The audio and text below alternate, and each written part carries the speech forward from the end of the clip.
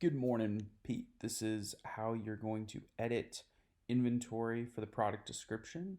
So go into manage inventory and then go to edit.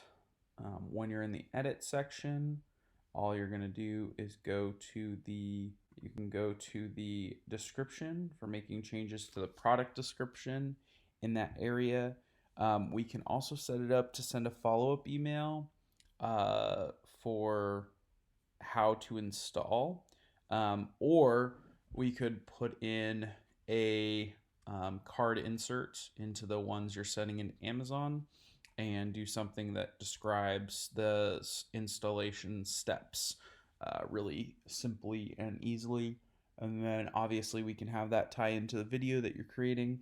So let me know what other questions you have.